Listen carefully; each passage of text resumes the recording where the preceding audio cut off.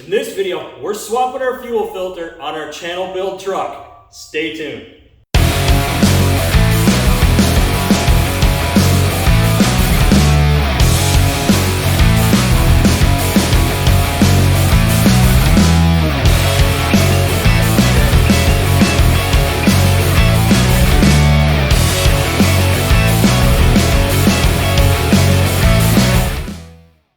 Welcome back and/or to the channel. Today we are swapping our fuel filter on our 04 Toyota Tacoma, the Silver Swine, which is our channel build.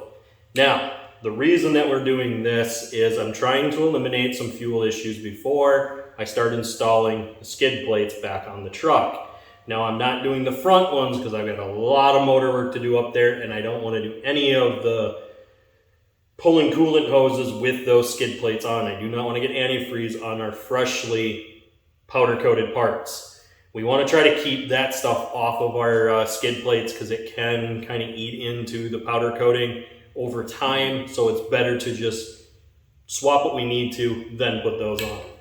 But today we're going after a fuel filter so that we can get the rear fuel tank skid plate put on, hopefully in the next video or two. Now, this is pretty simple. Most of them have directions on the side that indicate fuel flow. So this one would actually get installed like this. And the reason that they do it this way is they want the fuel flow going in the right direction so that it filters the fuel properly. If you go and accidentally flip it around, you could potentially mess this system up to where it's not filtering what's coming through the tank, which could plug your injectors, causing a lot more repairs. It can also cause improper fuel pressures if you flip it around the wrong way, which could either damage your fuel pressure regulator or again do damage to those injectors. And although the injectors for the Toyota are not super expensive for a full set, really don't want to go through having to replace them. They're pretty buried inside the engine and I would have to probably pull the upper intake off. A lot more work than what I care to do. So we're gonna make sure we install this right. Now they do have it stamped as an in. Now some of them will not have the ins and outs stamped, but there's a stamp there for in. There's a stamp on this end for out. It's a little harder to see, so I'm trying to manipulate it there for you guys. And there'll be a bracket that goes around this. Now we're going to need to take this bracket loose. Then we can take these lines loose. We're not going to want to pull the bracket completely out. We're just going to want to loosen it up so that we can get at this and spin this if we need to. We still want it to somewhat hold on to it, but we still want to allow it to spin if need be. When doing this, there is a trick. Some of these have a reverse thread. How you can tell what you have is to stick your fingernail down inside, spin the filter. And if your fingernail goes in, then you know that's the direction that the threads are going. If you spin it and your finger comes out, then you know that that's the direction you need to turn. So now on this side, I just checked. I have to hold the filter tight and turn this one towards the outside of the truck in order to loosen this side.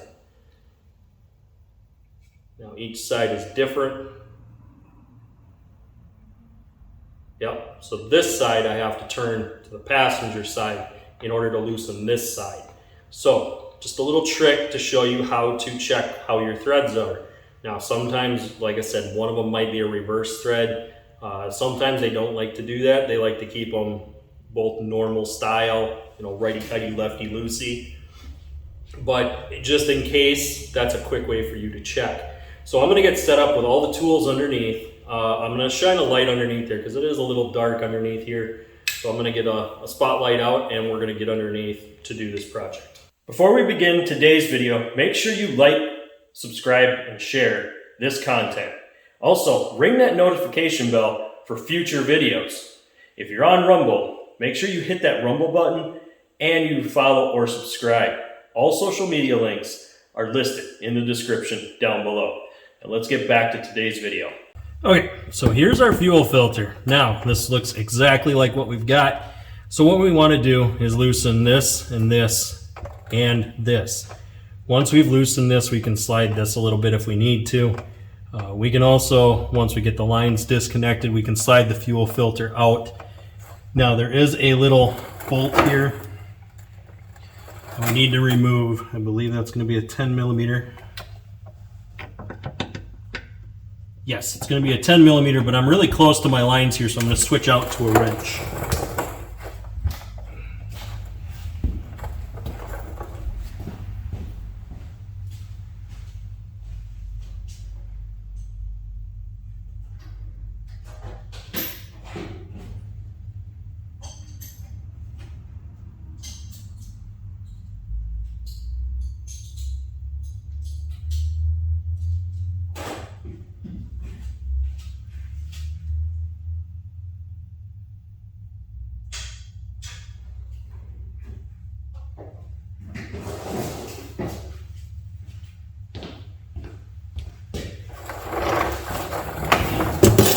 Okay, now I haven't ran this in over a week, but I'm also grabbing a splash pan to throw. That way we have something to catch the gasoline as it comes out. You will have a little bit of seeping of gasoline, so just know that that will be normal and that you'll need to have something to catch that. Like I said, we're just going to loosen this up a little bit here.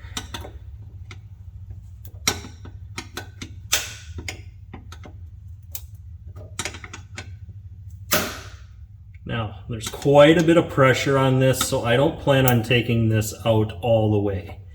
I'm just going to loosen it up far enough to probably be able to slide this filter out once I get it loose. Now, we're going to be dealing with line wrenches here. And these are important to have anytime you're doing these projects, is these line wrenches are lifesavers. They will keep you from stripping out a line. Now, you have to have the right size on it, but they will definitely save you from having to replace fuel lines. If you got ones that are rusty or corroded, these are a must-have for anyone with rusty and corroded lines.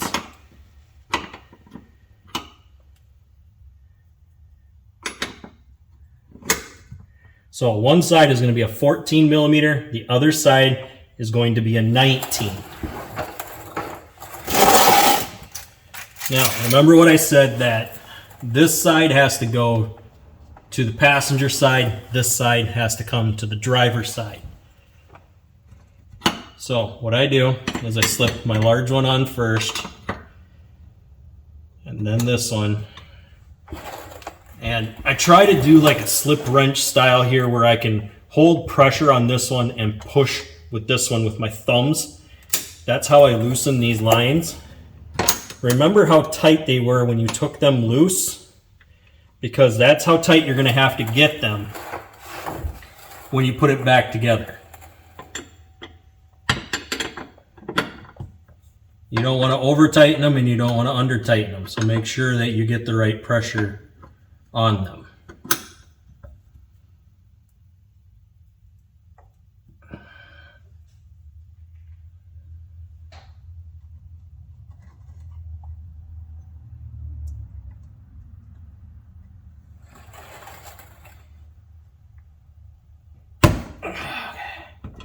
So this front one was a lot tighter, so I'm going to want to take and do an extra turn here with the open face wrench to loosen it up. Now, as it starts to leak, make sure you put your pan underneath. Now it's going to want to bleed out the pressure that's in the lines, because this also helps from keeping it from bleeding back into the fuel tank. And if you got your vehicle nice and undercoated, you don't want to get gas all over everything. So your goal here is to kind of open it up slowly, let it bleed out.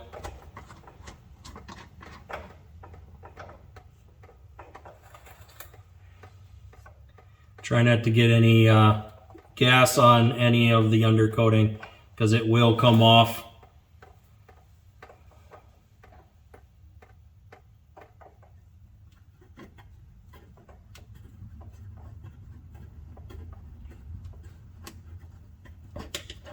Okay. So now that we got this, you can start to see the gas is starting to run down on that bracket.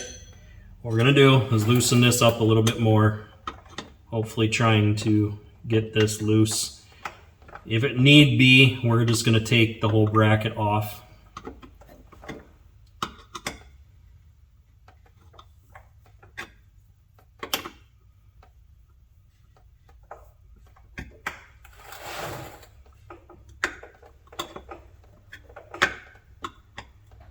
Now this is a smelly job. You do have to worry about fumes.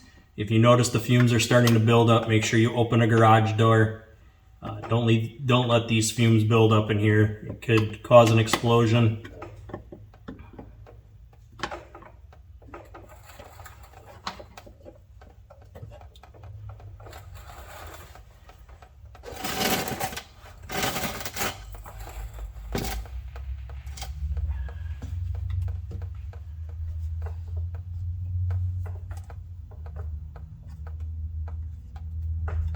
So what I'm doing is I'm just checking how this bracket is held in there to see if I maybe just want to drop the whole bracket and then disconnect all this. That might be the safer way to go here. So what I'm doing is I'm just going to go ahead and remove the whole bracket. That will make this a lot easier. Now if your floor pans are really rusty, you may not be able to do this trick, but this will save us some time trying to swap this over. Because with it loose, we can wiggle it back and forth and get that filter out of the lines. And it's two 10mm bolts. I am using a 6-inch extension on a 1/4 drive ratchet. Now sometimes they will sell the brackets with the filter. So if you know that your bracket's getting kind of rusty, you can just go ahead and get a new bracket for it. Just know that if the bolts strip out, then you've got no way of holding that filter tight up inside of there. So that's one more thing you have to kind of watch out for.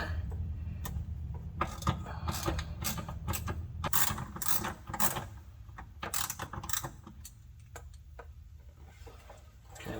So now that the two 10mm are pulled out, I'm just going to set that stuff off to the side.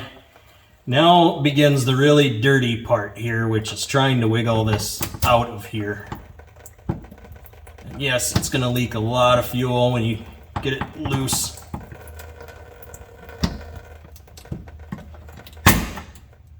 Okay. So these are pretty tight up inside these hangers here, so we may have to pull those hangers down in order to get the filter slipped out.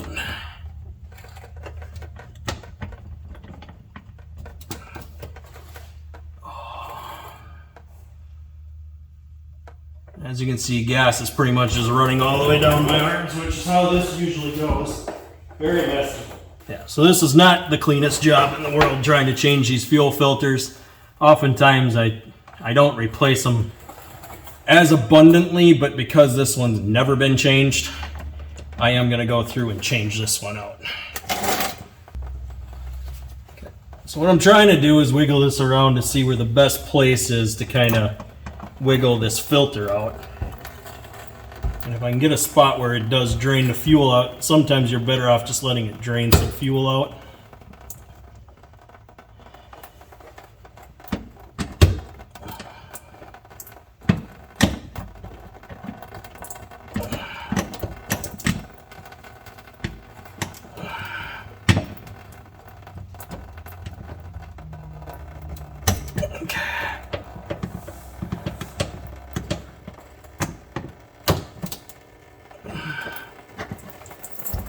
Okay, so now that this is out, we're going to go ahead and let that drain.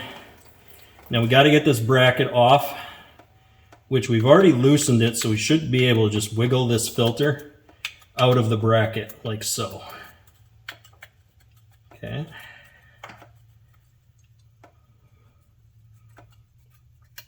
Okay, we've wiggled it out.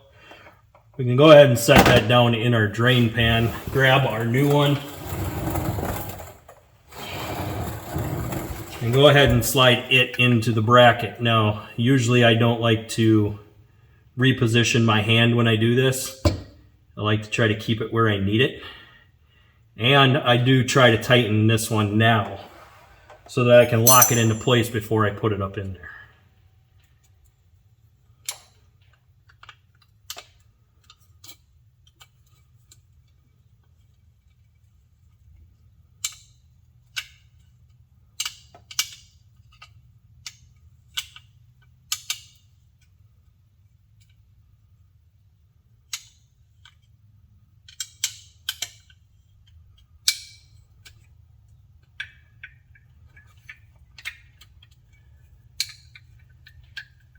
Okay, the filter is in the catch. There's little notches here that are for catching it, which is what we want.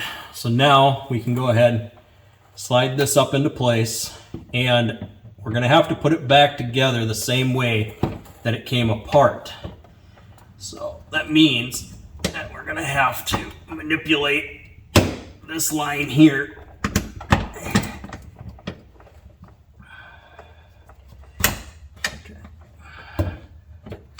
Sometimes I like to start one line, and you want to do this all by hand. Do not try to do this with tools because you could cross thread the lines. So I hand feed it in, but then I back it out a little bit so it's loose in there so I can wiggle it. But now I got to get this line back inside where it belongs.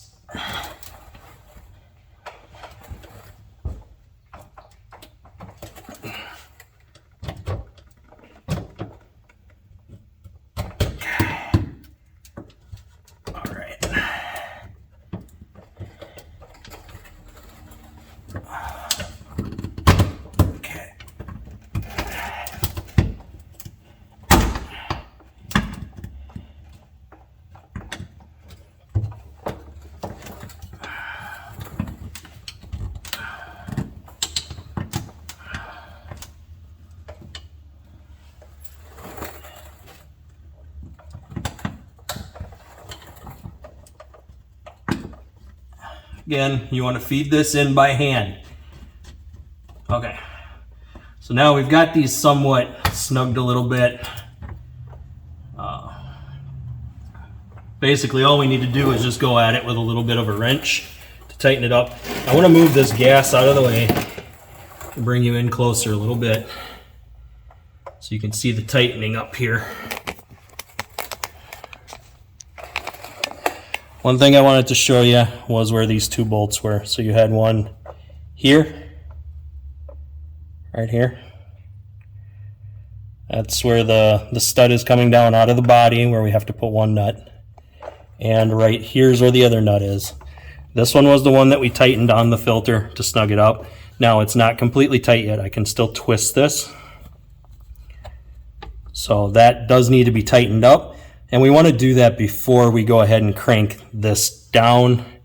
We want them to be pretty close to bottomed out before we tighten this one up, but we want to make sure that we got a little bit of wiggle for when we tighten this one up. Okay, so we're going to go ahead and slide those two 10s up now. And one was stuck in the socket, so I will just take and put that one up in there right away.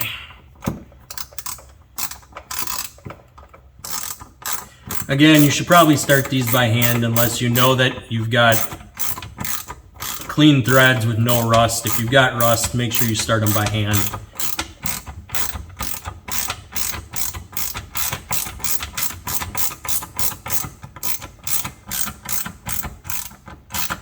And if you got these snugged finger tight, you can go ahead and run the mounting screws for the bracket down tight.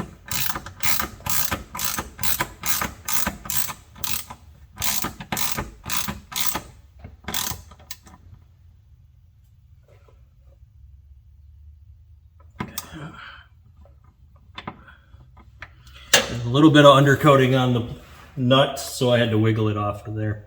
I will have some undercoating to clean off of my socket. And here's another trick, is this undercoating comes off very easily in gasoline. So if you've got anything in a socket that you need to clean up, you can just use the gasoline out of the old filter. So little shop trick, if you get any on your hand that came off, you can easily get that off by quickly washing your hands in the gas, and then just make sure you wash your hands with a different cleaner. Gas is not good to leave on your skin. So.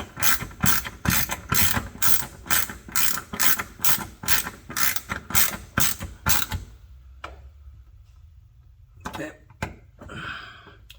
So those two are tight, and I have a socket to clean out.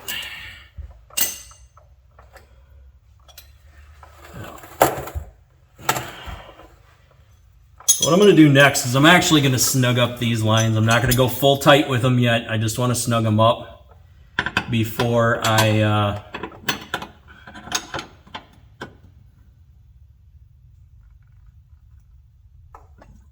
run that bolt tight.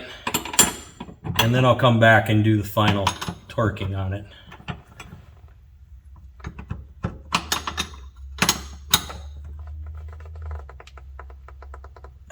It was a good thing I did that, because it did move around in there a little bit. Because once you tighten this one, it goes tight. It will not allow it to move. And sometimes that can create a spot where that won't go tight. So just remember, tighten up your lines at least fairly snug before you go ahead and run the clamp tight on your filter.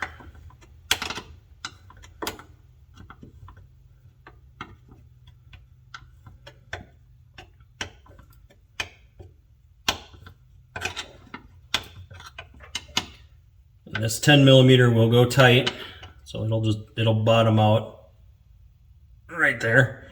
And what it does is it pinches that filter in tight with this bracket that's bolted to the floor. That way it doesn't move.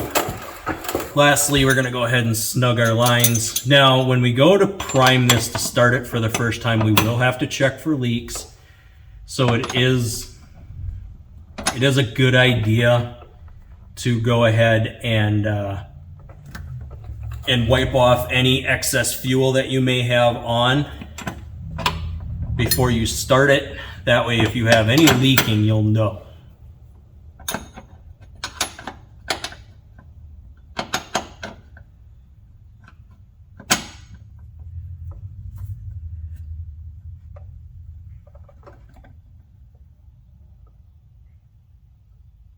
Okay. Those should be fairly tight. Like I said, we want to clean off any excess gasoline at this point, because we need to know if it drips. So any excess, wipe as thoroughly as possible here.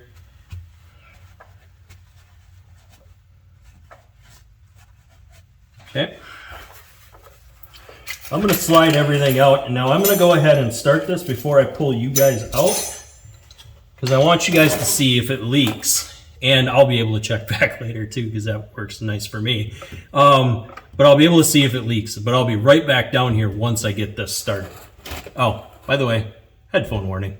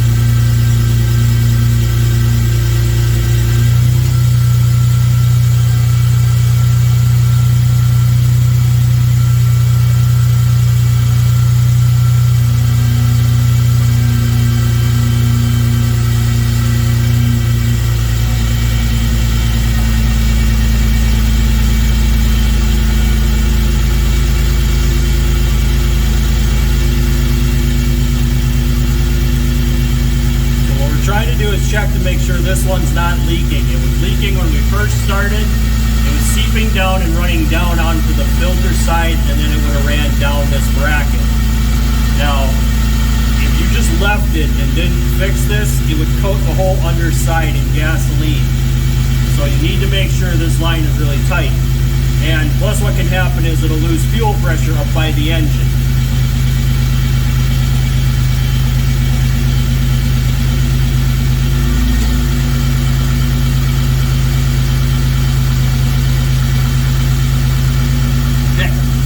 Now that you know that it's not leaking, what you can do is a little bit of a rev test. And what this rev test does is it puts a little bit more pressure here. If it starts to leak, you're going to see it. You'll be able to come down and either see it on the floor or you'll see it right here where it was before.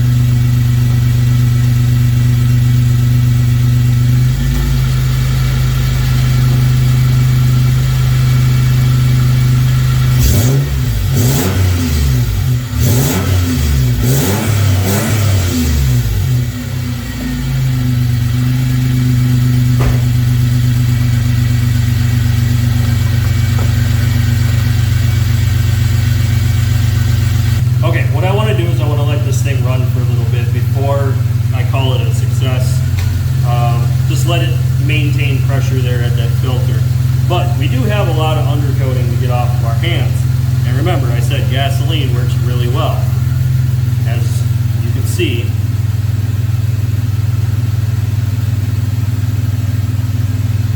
takes it off right away. Now, knowing that if you spent the money to get undercoating done, make sure you don't get fuel all over underneath. That's why you want to double check your lines and make sure they're tight. Because if those lines are not tight, you are going to leak fuel, and once you do, you're not going to have much chance to be able to seal that back up. Especially if you let it go for a while and it gets rust in there, you'll be putting a brand new filter in, if not possibly replacing lines, because you won't be able to get it to seal back up because of the amount of dirt that'll get in there.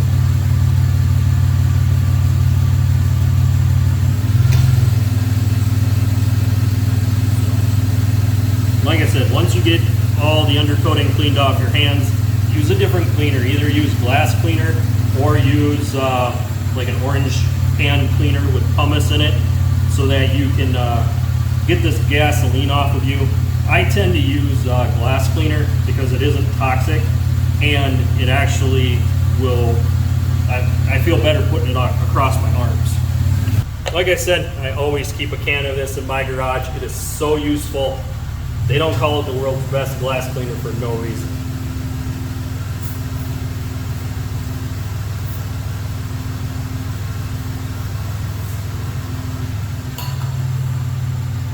Now this stuff kind of foams up, which is really what you want because it'll help get in there and help pull that gas out that was in your arms.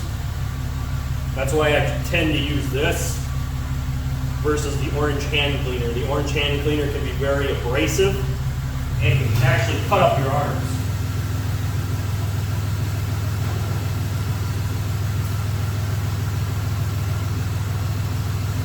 A lot of that stuff contains pumice. Pumice is basically a volcanic rock that they crush up and put inside there.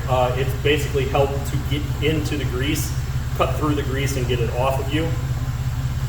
But it is extremely aggressive on your skin. Now, when you go to clean the undercoating, you may notice spots that you still have undercoating that you have to clean off. Again, it's kind of annoying, but you'll have to go through the whole process again. Go through the whole process again of wiping it with the gas and then the glass cleaner. Okay, I wanted to show you one more trick here. We were using gasoline, but you can also use our trusty friend, general purpose adhesive remover. So, because this stuff is very tacky, almost like an adhesive, the general purpose adhesive remover cuts through a lot of what the undercoating is made of. And this is why it works good on tar as well on the vehicle. This is a little less toxic than the gasoline. So, how I do this is I just kind of wipe around the outer edge of the socket first. And then to get down inside, I grab a really small flat screwdriver And I will fold the flat screwdriver around. Then I can stick the rag down in there and just kind of wipe out the socket itself. And this is just to get that undercoating out of there.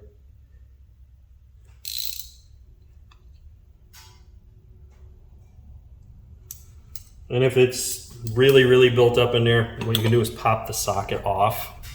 Put your finger over the hole and squirt it in on the back side of the socket. It'll fill up. So what I do is I cap both ends and then just shake the socket. And what that'll do is it'll let it sit in there and kind of break that down. Then you can take your towel, grab it, let it drain out.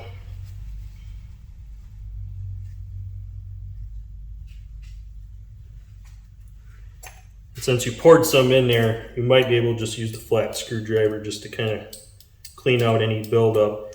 Now you're not going to get it perfectly clean, but it will scrape out mostly just with the flat screwdriver. Lastly, you can take and wad up the rag, tip of the rag like this, and run that down in there.